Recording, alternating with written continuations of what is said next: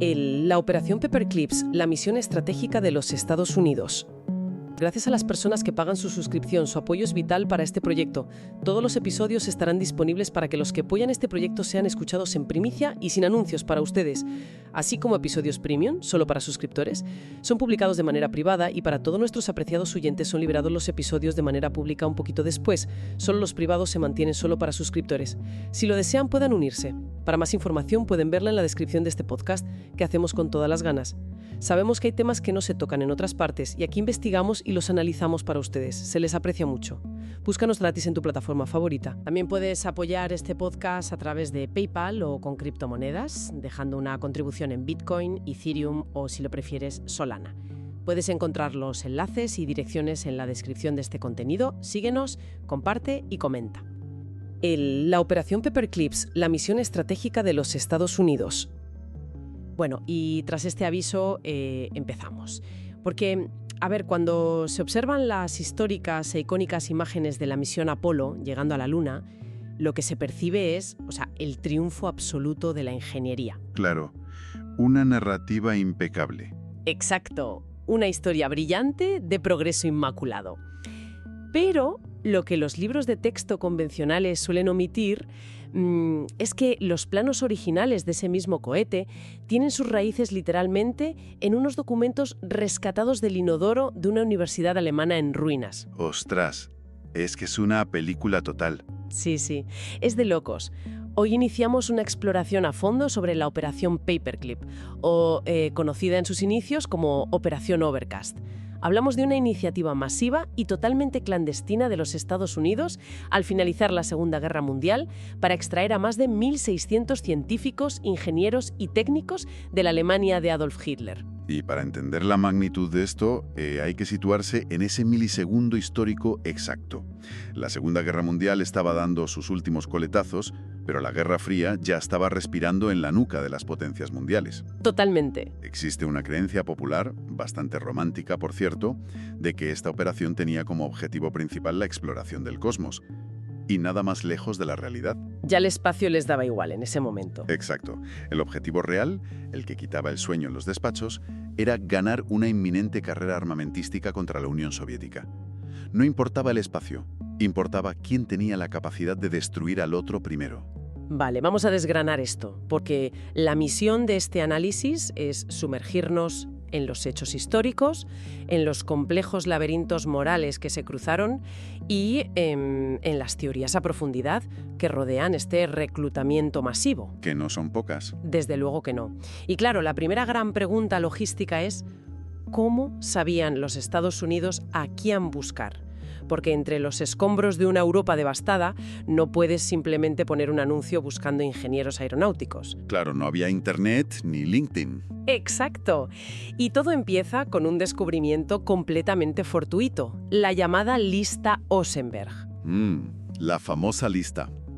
Resulta que cuando el frente oriental empezó a colapsar y Adolf Hitler comprendió que la guerra se le escapaba de las manos, el régimen nazi se dio cuenta de un error estratégico monumental. ¿Qué habían hecho? Pues que habían estado enviando a sus mentes más brillantes al frente como simples soldados de infantería o conductores de suministros. Madre mía, desperdiciando talento técnico en las trincheras. Literalmente.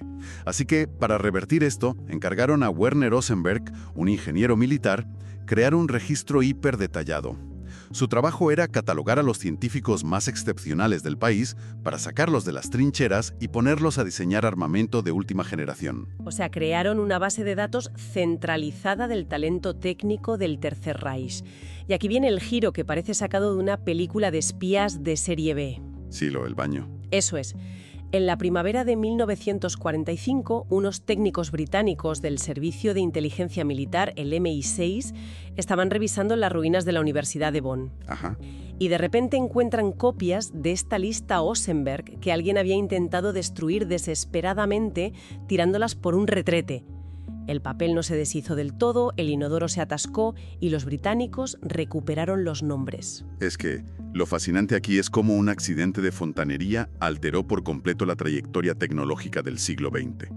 Esa lista parcialmente húmeda y manchada llegó a manos de la inteligencia estadounidense. ¡Qué locura! De la noche a la mañana pasaron de ir a ciegas a tener un catálogo exacto con nombres y direcciones de los diseñadores de armas más letales del mundo. A ver si buscamos un equivalente moderno, es literalmente como el sistema de selección de talento de las ligas deportivas profesionales, el draft, ¿no? Totalmente.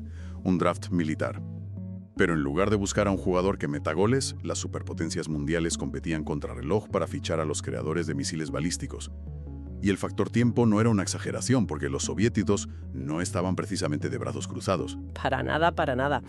La Unión Soviética había lanzado su propia misión, la Operación Oso-Aviajim, y su método carecía de cualquier sutileza diplomática. Ya me imagino. En una sola noche a punta de pistola, las fuerzas soviéticas irrumpieron en las casas de unos 2.000 científicos alemanes. Los subieron a trenes junto con sus familias y los enviaron a complejos de investigación en el interior de Rusia. ¡Ostras! Así de crudo. Esa brutalidad dictó el ritmo para los estadounidenses. No había tiempo para comisiones de ética. El miedo a que la Unión Soviética monopolizara ese conocimiento dictó una política de supervivencia nacional absoluta. Pero claro, una vez que el ejército estadounidense tuvo en su poder a estos científicos, el problema dejó de ser militar para convertirse en un muro legal. El muro de la Casa Blanca. Exacto. El presidente en ese momento, Harry S. Truman, se enteró del plan y lo rechazó tajantemente. Firmó una directiva prohibiendo la entrada a Estados Unidos de cualquier individuo que hubiera sido miembro activo del partido nazi o que estuviera implicado en crímenes de guerra. Lógico. A ver, era una barrera presidencial explícita. Sin embargo, en los pasillos de Washington, la pragmática económica encontró una fisura. Henry Wallace, el entonces secretario de Comercio, se reunió con Harry S. Truman. ¿Y le dio la vuelta a la tortilla? Totalmente. Su argumento no fue militar, fue puramente financiero. Le explicó que estos científicos poseían patentes y conocimientos que valían miles de millones. Prometió que fundarían industrias enteras, revolucionarían la síntesis química, la aviación y crearían millones de puestos de trabajo. O sea, le vendió el crecimiento económico por encima de la moral. Eso es, el fantasma de volver a caer en una gran depresión económica tras la guerra fue el argumento que inclinó la balanza. A ver, entiendo el punto de Henry Wallace, pero cuesta creer que Harry S. Truman, que acababa de recibir los informes sobre los horrores de los campos de concentración, cediera solo por la promesa de nuevos puestos de trabajo. Ya, es difícil de digerir. Me imagino que la inteligencia militar tuvo que hacer sus propios malabares en las sombras, independientemente de lo que pensara el presidente. Y diste en el clavo. La aprobación presidencial venía con la estricta condición de no admitir criminales de guerra. Y es justo en este cuello de botella donde la operación Overcast se rebautiza como Operación Paperclip. Por los clips de papel literales, ¿verdad? Exacto. No es un nombre en clave sofisticado. Literalmente, los oficiales de inteligencia militar ponían clips de papel en los expedientes de los científicos que querían reclutar a toda costa, señalándolos para un trato especial. Madre mía.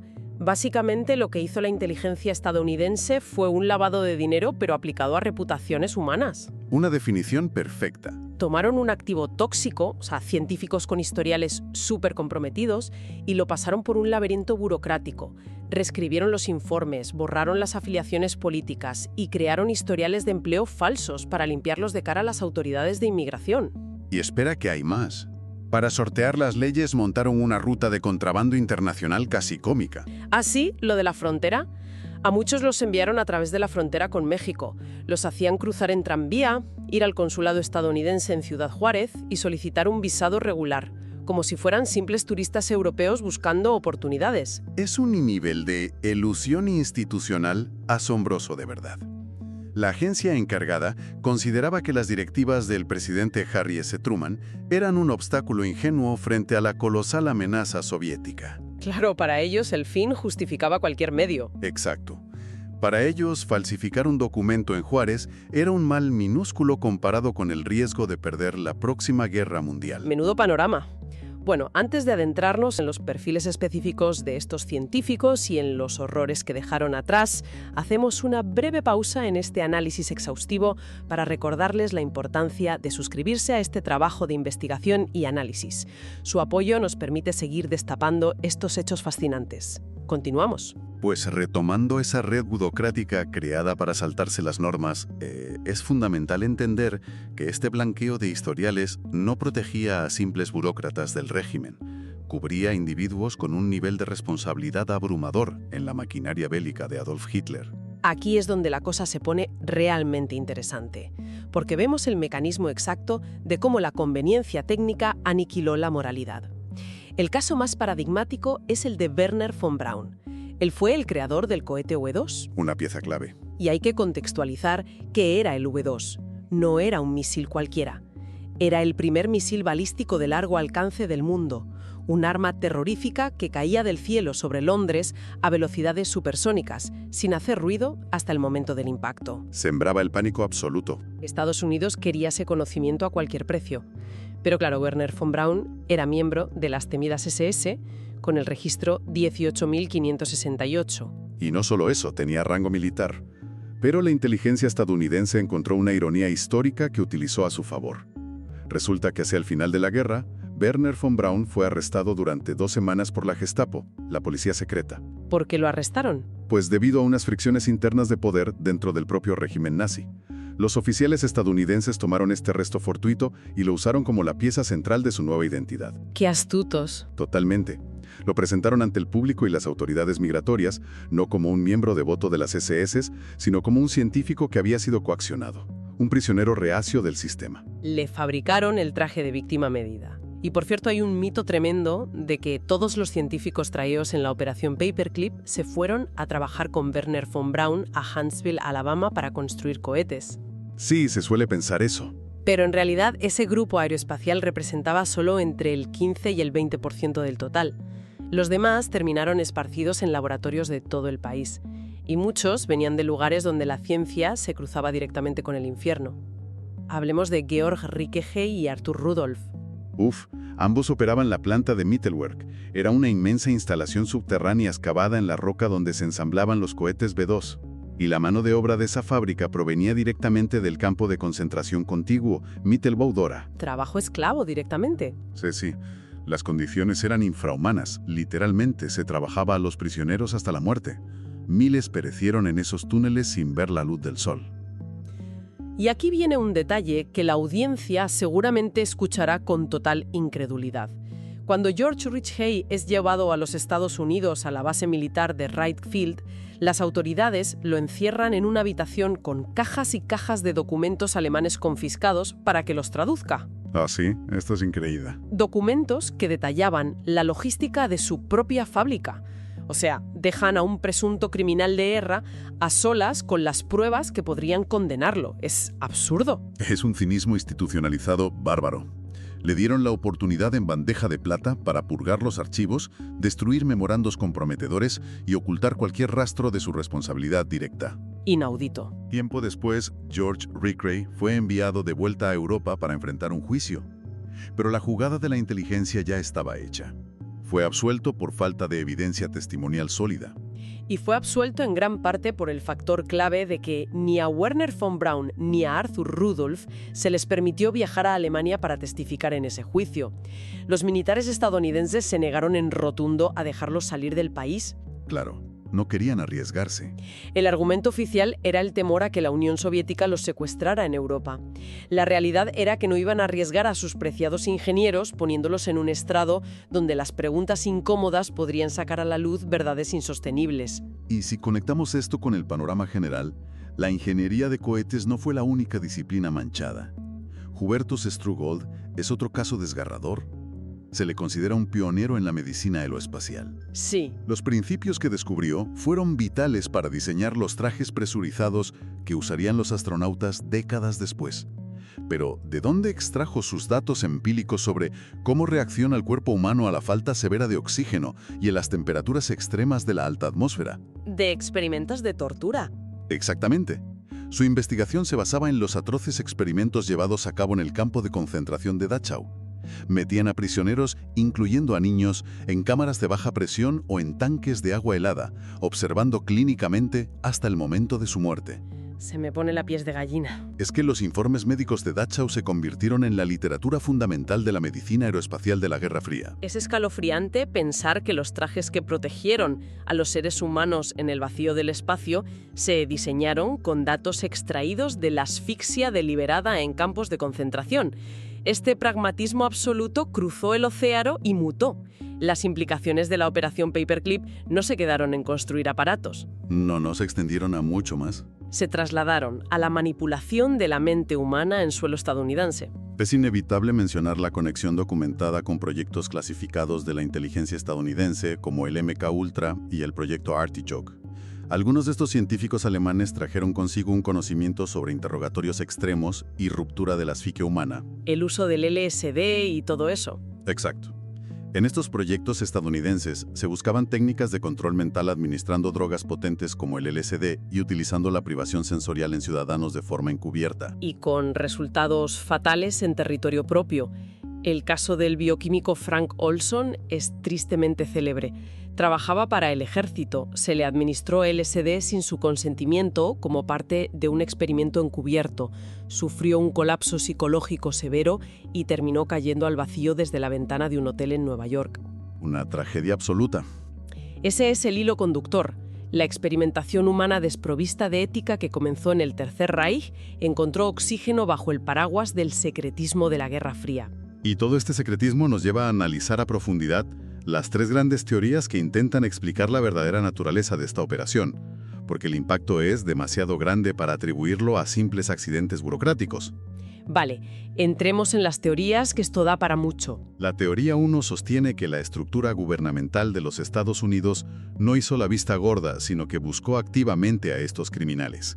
Postula que reclutaron a sabiendas a expertos en experimentación humana precisamente porque la ética occidental prohibía a los científicos estadounidenses realizar pruebas tan extremas. Pero se estaban dispuestos a consumir los datos si alguien más hacía el trabajo sucio. Tal cual. Esa es la premisa. Y la mecánica detrás de esta primera teoría está sumamente documentada, con casos como el de Cherim Sousubokov. Este hombre admitió cara a cara frente a oficiales de inteligencia haber operado con escuadrones de la muerte.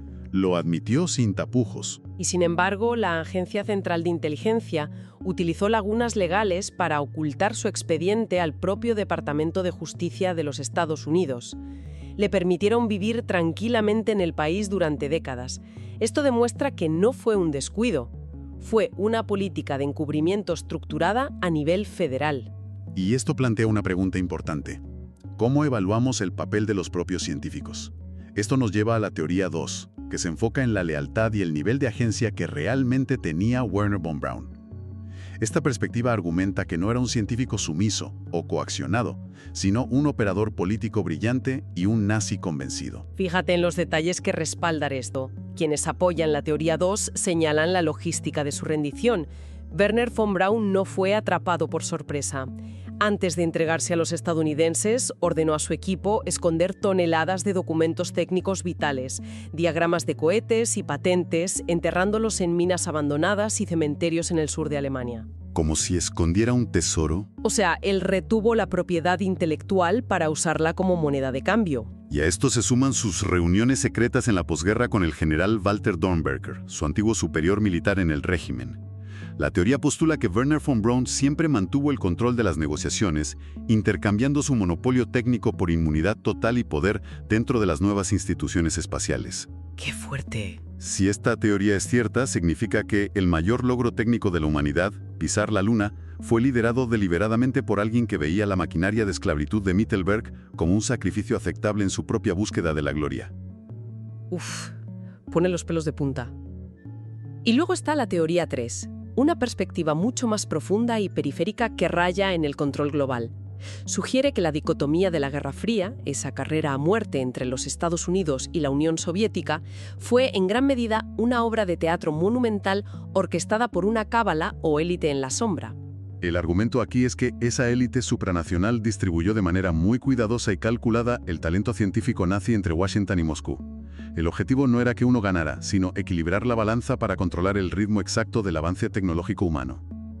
Un control milimétrico. Exacto. Mantendrían a las poblaciones globales sumidas en el miedo constante a un enemigo externo, justificando presupuestos militares infinitos para finalmente converger en proyectos de gobernanza global simbolizados en hitos unificados como la Estación Espacial Internacional. A ver, suena como el guión definitivo de ciencia ficción conspirativa, pero asume un nivel de control casi divino. ¿Cómo se sostiene esta teoría 3 frente a la realidad histórica?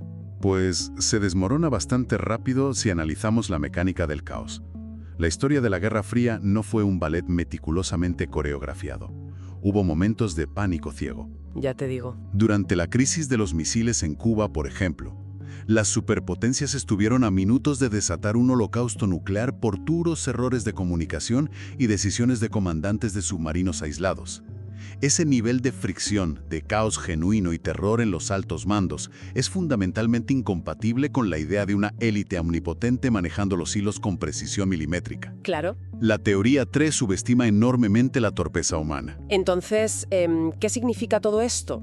Si descartamos la cábala global, pero aceptamos la realidad documentada de la teoría 1 sobre el encubrimiento consciente y el debate moral abierto de la teoría 2 sobre Wernher von Braun, después de los retretes atascados de Bonn, de las visas falsas en Juárez y de los oscuros experimentos médicos, ¿qué pozo deja toda esta revelación en nuestra relación con las instituciones modernas? El pozo más profundo es una cicatriz permanente en el pacto social. Documentos desclasificados mediante se ha vuelto innegable que los gobiernos están dispuestos a absorber el mal más puro, si este viene empaquetado con una ventaja tecnológica estratégica. Fin de la inocencia total. Así es, destruye esa visión binaria e infantil de los buenos contra los malos. Nos enseña que la moralidad a menudo es un artículo de lujo que las naciones solo exhiben en tiempos de paz, pero que desechan inmediatamente cuando la supervivencia o la supremacía técnica están en juego. Y esto no es un debate académico lejano, nos conecta directamente con el dispositivo que tienes en el bolsillo. A quienes nos escuchan, vale la pena detenerse a pensar en esto. Es muy cierto. La próxima vez que usen el sistema de navegación por satélite en su teléfono para encontrar una calle, o cuando vean los lanzamientos modernos de agencias espaciales, o admiren de nuevo las huellas del Apolo en la superficie lunar. En esos actos cotidianos y extraordinarios se está presenciando el dividendo directo de la operación Paperclip. Exactamente. Se está palpando el resultado físico de unas decisiones éticas sumamente oscuras tomadas a puerta cerrada en 1945. Todo ese majestuoso edificio del progreso tecnológico moderno tiene sus cimientos hundidos en el fango de la historia. Es la dualidad perturbadora de la ciencia nacida de la necesidad bélica. Y eso nos deja con un pensamiento final provocativo, una idea sobre la que merece la pena reflexionar. Si los mayores saltos evolutivos de nuestra civilización, como dominar el vuelo espacial y expandir nuestros horizontes fuera de la Tierra, se impulsaron gracias a los cálculos de hombres que cometieron o facilitaron atrocidades, el simple paso del tiempo y el asombroso beneficio tecnológico terminan absolviendo a la historia. ¡Qué gran dilema! ¿O la ciencia contemporánea llevará para siempre esa sombra negra latiendo silenciosamente bajo su fachada de cristal? Esa es la pregunta que queda sin resolver. Es el precio del progreso que nadie quiere mirar de cerca. Ha sido un análisis intenso, lleno de grises y contradicciones. Un saludo final muy afectuoso para todas las mentes curiosas que han acompañado esta exploración a fondo. Les recordamos la importancia de suscribirse al canal y de compartir este documental con quienes disfrutan cuestionando la historia establecida. Por supuesto, dejen sus comentarios abajo para seguir enriqueciendo este debate. Hasta la próxima inmersión.